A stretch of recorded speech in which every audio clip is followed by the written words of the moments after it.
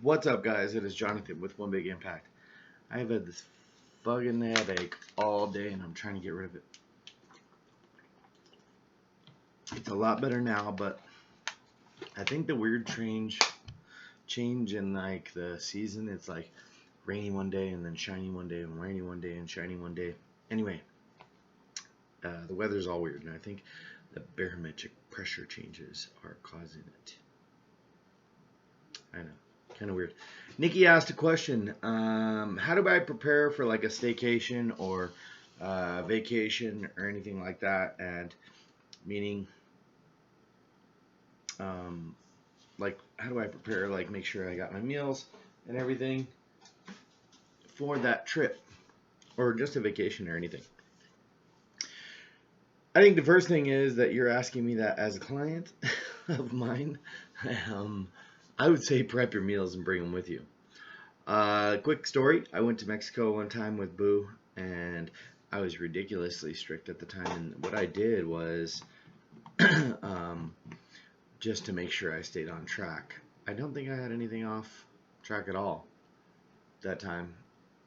But what I did was I put a cooler together, like just like cooler that you would bring to the river or the lake or whatever.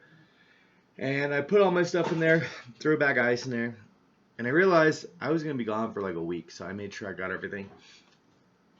The hotel we usually stay at doesn't have a microwave, so I actually had to go get one of these little individual single plug-in burners from Walmart, and it was like a whopping $10. I was actually really surprised. It's not like a camping thing. It's actually like a thing that you could even use inside your house. You could say, I'm going to cook eggs while I'm sitting on my butt, editing videos or something like that. And you can literally put it right here and you could cook eggs right next to it as long as you have an outlet. And most countries do have an outlet. And at the time I brought like Atkins meals and stuff because this was the plan I was on. But they were microwave meals, but I cooked them in that. I remember it took a little bit of trial and error. I had to go get like some spray, oil or whatever, like non-stick spray, like canola oil or whatever it was, whatever the hell I'm trying to say, vegetable oil, the spray, non-stick shit. But I also had things like hamburgers and different things like on my meal plan at the time like that. And it worked out really well, to be honest. I had no problems whatsoever cooking all my meals on that. And they didn't have a fridge either, so I left my stuff in there literally the whole weekend. And I had no issues whatsoever. I would say some tips in addition to this. For Nikki, I would say you better bring your meals, and because you got like 11 days till test day, so you don't really have much leeway. If somebody was like further along on their journey a couple years down the road or something like that and they wanted to meal prep and stuff, you really could go as far as like bringing a microwave and a refrigerator or whatever. And that's actually really common in like the bodybuilding industry or strongman industry, where people have to make sure they have their food and have to make sure that they have all of the nutrients that they're trying to consume. In powerlifting and everything, you'll see it a lot actually. But in the reverse, you could just rent a place that has like a microwave and a refrigerator to be able to. And there's a lot of places, like I stayed at one place recently, they had a stove and everything, and it was like only like $90 a night. It was a really, really good deal. And they included breakfast and stuff like that. But chances are, if you're on a very specific meal plan, the breakfast is not going to be able to adhere to what you're doing. So, what I would recommend is, if you're further on your journey, probably depends on how strict you are. If you are the type of person that says, you know what, I think I could do this, I think I could realistically, easily, have one meal outside of this and then get back on track and stuff like that, well, then that's okay. But if you feel like every time you step off, it's hard to step back on, then I would probably be more weary of that, and I would not do that. I would suggest pre-planning literally everything. If you fail to plan, you plan to fail. basically. If you are trying to wing it or track it along the way and stuff like that, it's going to fall apart really fast, and you're not going to put yourself in a good position to be able to be successful on that weekend or week or whatever, a week away or whatever.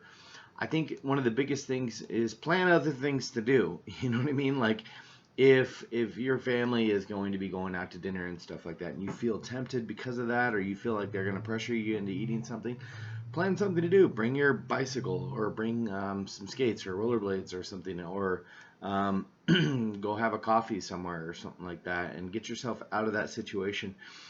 Plan for those things, because you're going with people that you probably know. And if you're not, I mean, that's just weird.